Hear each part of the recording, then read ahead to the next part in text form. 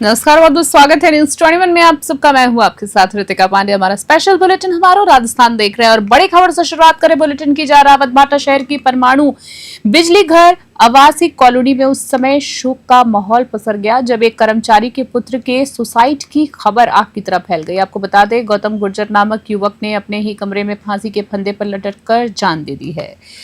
सूचना पर पहुंची पुलिस ने परिजनों से जानकारी लेकर शव को कब्जे में लिया है। इसके बाद उप जिला अस्पताल की मोर्चरी में शव को रखवाया गया है। जानकारी के अनुसार मृतक के पिता नारायण गुर्जर परमाणु बिजली घर संयंत्र में ड्राइवर हैं। बताया जाता है कि पिता के देर शाम ड्यूटी से लौटने के दौरान घटना की जानकारी मिली। फिलहाल इस बात का पता नहीं लग सका है। पुलिस हर एंगल से घटना की जांच कर रही है। रावत भाटा से मदन मीणा की स्पेशल रिपोर्ट देख रहे हैं आप।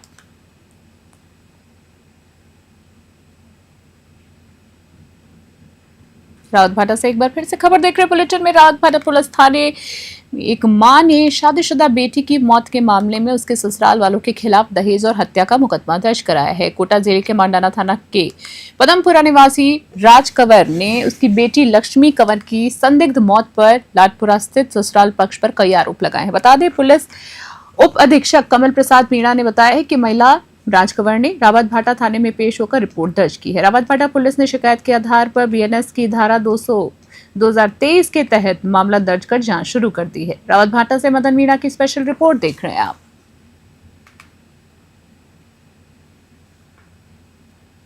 नागौर से अगली खबर बुलेटिन में। पूरे भारत में लोकप्रिय नागौर जिले के खरनाल ग्राम स्थित वीर तेजाजी मंदिर में आज तेजा दशमी माह पर लाखों श्रद्धालु का जन सैलाब उमड़ पड़ा है। जी आपको बता दें, सुबह से ही मंदिर परिसर और आसपास श्रद्धालुओं की भीड़ लगी रही। वहीं तेजाजी को सांपों के देवता के रूप में पूजा जाता है।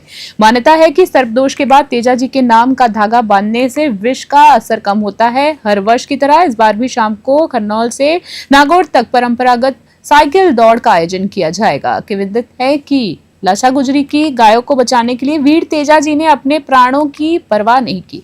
पूरे शहर पर घाव होने के बावजूद उन्होंने सांप को दिया हुआ वचन निभाने के लिए अपनी जीभ पर डसकर बलिदान दिया। यही त्याग और साहस उन्हें लोक देवता बनाता है। नागौर से मोहित राकावत की स्पेशल रिपोर्ट।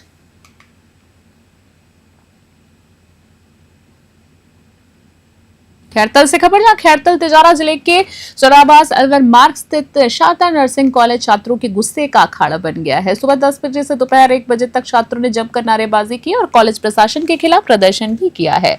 दरअसल कॉलेज ने राजस्थान नर्सिंग काउंसिल यानी आरएनसी से मान्यता तो ले रखी है, लेकिन इंडियन नर्सिंग काउंसिल यानी आईएनसी से राष्ट्रीय मान्यता नहीं ली है।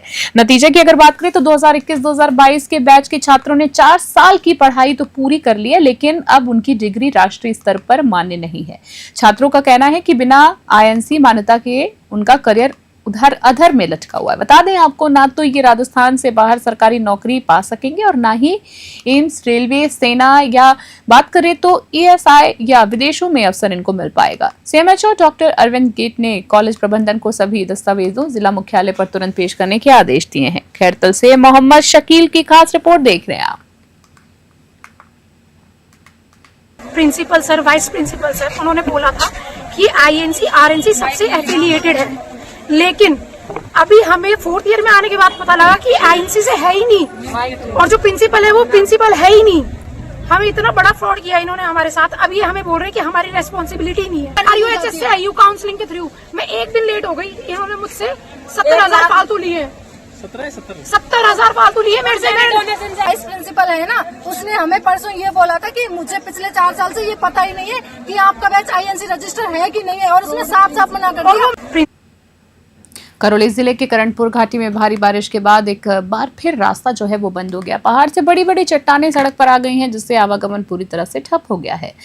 गुमानो माता के दर्शन करने पहुंचे यात्री रास्ते में ही फंस गए। मंडरायल, करणपुर और करणपुर कैला देवी मार्ग पूरी तरह से अवरुद्ध हो गया, जिससे यात्रियों और ग्रामीणों को बड़ी परेशानी का सामना करना पड़ा है। बता दें आपको, ग्रामीणों ने घाटी में पहुंचकर प्रदर्शन किया और नारेबाजी की है। सूचना पर सार्वजनिक निर्माण विभाग यानी पीडब्ल्यूडी के अधिकारी मौके पर पहुंचे हैं। वहीं एक्जियन समय सिंह मीणा और एएन प्रेमराज मीणा के नेतृत्व में कर्मचारियों ने जेसीबी की मदद से मलबा हटाने का काम शुरू किया। इस दौरान ग्रामीण भी यात्रियों को सुरक्षित निकालने में मदद करते रहे।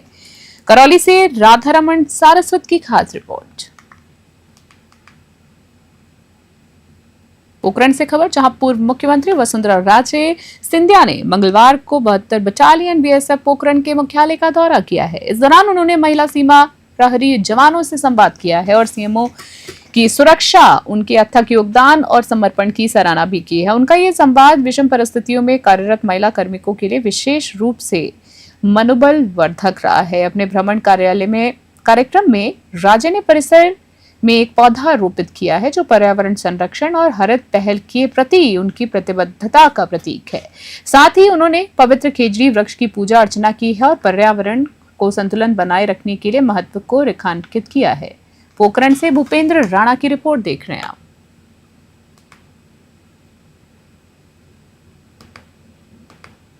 गंगधार से खबर देख रहे हैं बुलेटिन में, जहां गंगधार उपखंड में किसानों की परेशानी बढ़ गई है। जहां बता दें, सोयाबीन की फसल पीलिया मोज़ेक रोग की चपेट में आकर बड़े पैमाने पर खराब हो चुकी है। इसी के विरोध में मंगलवार को भारतीय किसान संघ के सैकड़ों किसान तहसील अध्यक्ष ईश्वर सेन के नेतृत्व में उपखंड कार्यालय पहुंचे और मुख्यमंत्री के नाम तहसीलदार गणेश खंगार को ज्ञापन सौंपा है। किसान नेता लक्ष्मण सिंह झाला ने बताया है कि नुकसान बहुत बड़ा है, लेकिन अब तक कृषि विभाग के कोई भी अधिकारी, कर्मचारी या पटवारी फील्ड में सर्वे करने नहीं पहुंचे हैं। उन्होंने प्रशासन से तुरंत सर्वे शुरू करने और किसानों को राहत देने की मांग की है। किसानों ने मांग की है कि प्रभावित फसल का तत्काल सर्वे कराया जाए और बीमा क्लेम के साथ उचित मुआवजा राशि भी दी जाए। उन्हें नागेश्वर से गोवर्धन सिंह की रिपोर्ट देख रहे हैं आप।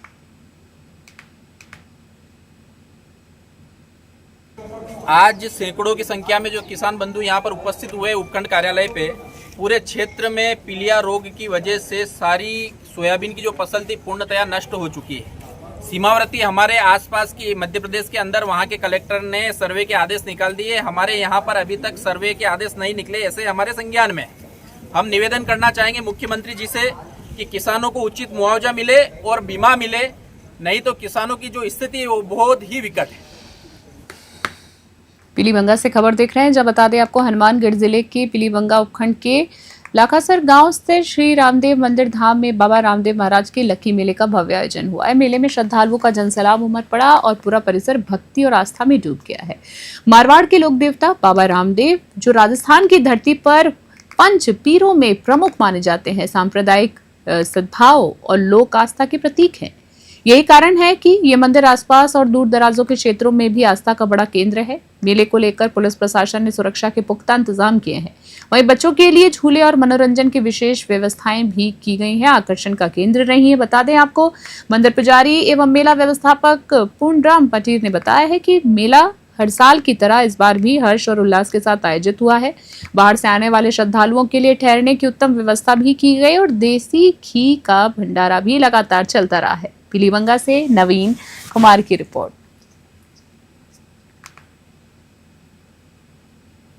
राजगढ़ से खबर देख रहे हैं। अलवर जिले के राजगढ़ से बड़ी खबर सामने आई है। जी आपको बताते, जहां न्यूज 21 नेशनल के रिपोर्टर अखिलेश वशिष्ठ पर जानलेवा हमला हुआ है। देख सकते हैं आप विजुअल में कि हमले में रिपोर्टर का एक हाथ टूट गया है। मामला उस समय सामने आया जब अखिलेश वशिष्ठ ने नगरपालिका राजगढ़ की कथित अनियमितताओं और भ्रष्टाचार को उजागर किया है। 2 दिन पहले चैनल पर प्रसारित खबर में नगरपालिका द्वारा एक कृषि भूमि को रास्ता देने के नाम पर लाखों रुपए लेकर सरकारी भूमि का अवैध विक्रय किए जाने का खुलासा किया गया था। इस पूरे मामले में नगरपालिका अध्यक्ष, पार्षद और कई भूमियां जो है बताए जा रहे हैं इसमें सम्मिलित इस पूरे मामले में। वही खबर के प्रसारण के बाद पार्षद गौरव कसेरा ने रिपोर्टर को व्हाट्सएप कॉल पर धमकी दी थी और सोशल मीडिया पर 5,000 रुपए की मांग करने का आरोप भी लगाया था। बता दें आपको, बताया जा रहा है कि अपने निजी कार्य से लौट रहे अखिलेश वशिष्ठ पर गौरव कसेरा और भूमि मालिक योगेश नैनी ने बंकट की कोठी के पास हमला कर दिया। जी आपको बता दें, जहां स्थानीय लोगों की दखल अंदाजी से उनकी जान बच सकी है। गनीमत की बात रही, जहां घायल पत्रकार ने जब राजगढ़ थाने में शिकायत दर्ज कराई तो पुलिस ने करीब 2 घंटे तक मामला दर्ज ही नहीं किया। बाद में भाजपा नेता बनाराम मीणा और तुलसी शर्मा के हस्तक्षेप के बाद एफआईआर दर्ज हुई है। राजगढ़ से अखिलेश वशिष्ठ की स्पेशल रिपोर्ट देख रहे हैं आप।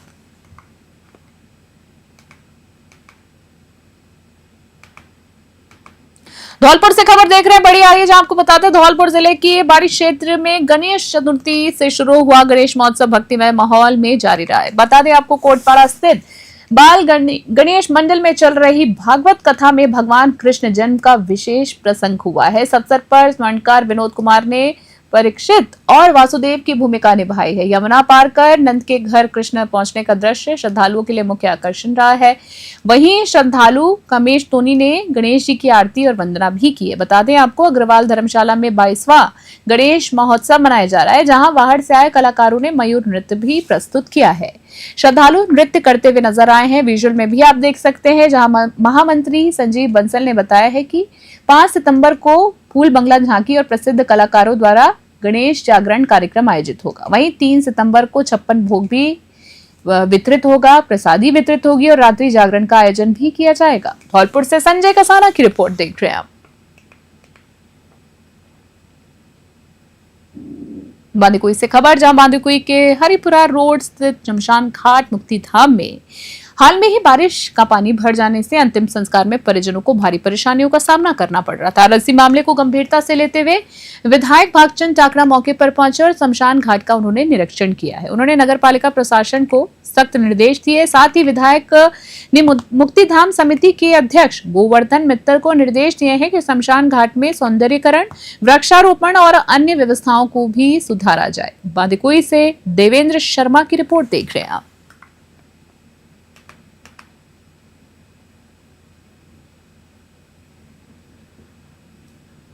अगली खबर बीकानेर से। बीकानेर जिले के लूणकरसर कस्बे में पुलिस ने एक घर में चल रही नकली घी और दूध बनाने की फैक्ट्री का पर्दाफाश किया। आपको बता दें, पर्दाफाश हुआ है, भांडाफोड़ हुआ है, जहां कार्रवाई के दौरान मौके से भारी मात्रा में मिलावटी सामग्री बरामद हुई और 3 युवकों को गिरफ्तार भी किया गया। जी आपको बता दें आगे खबर में, जहां तलाशी में 240 लीटर नकली घी, 2 पीपे वनस्पति घी सहित बड़ी मात्रा में मिलावटी सामान भी मिला है। नकली फैक्ट्री को सीज कर सैंपल जांच के लिए लैब भेज दिए गए हैं।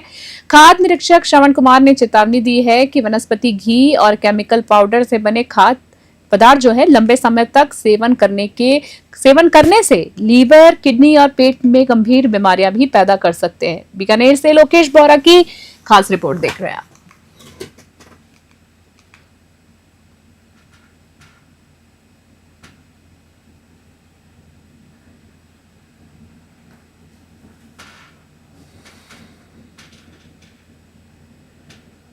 ये कल रात को हमारी गश्ती दल को जरी मुखबिर सूचना मिली थी कि कुछ 2-3 लड़के हैं जो अवैध गतिविधियों में शामिल हो सकते हैं, जिस पर पुलिस टीम मौके पर पहुंची थी।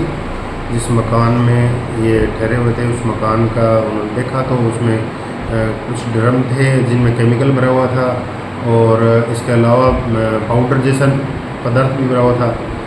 इनसे पूछताछ की गई तो ये विशेष रूप से नकली घी और दूध में उपयोग करते हैं, जिनको रात को इनको 151 में डिटेन किया गया था और अब फूड विभाग को सूचना दे करके फूड इंस्पेक्टर आए हुए हैं, वो इनके खिलाफ लीगल कार्रवाई कर रहे हैं। ऐसा है कि आज सुबह हमारे मुख्य शिक्षा अधिकारी सीएमएचओ का पुखराज जी का फ़ोन आया और उसके बाद लूणकरसर के एसएचओ गणेश कुमार जी का फ़ोन आया कि हमने एक मकान में जो अवैध खाद्य पदार्थ बनाए जा रहे हैं, तो सूचना के साथ हम यहाँ पधारे तो हमने इन्वेस्टिगेशन किया और इन्वेस्टिगेशन करने को मालूम हुआ कि यहाँ पर 16 पीपे जो कि इनका जो मालिक है वो उसके द्वारा बताया जा रहा है कि ये छीना का घी है जो कि हम बीचवाल से लेके आए हैं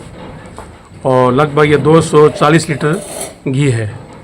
दूसरा, इस 2 पिंपे जो वनस्पति ऑयल के हैं और तीसरे जो कि 3 कट्टे जो कि बे प्रोटीन पाउडर है। ये कल अभी के हमारे खास बुलेटिन में इतना ही। देश और दुनिया की तमाम बड़ी अपडेट्स के लिए देखते रहे बने रहे न्यूज़ 21। नमस्कार।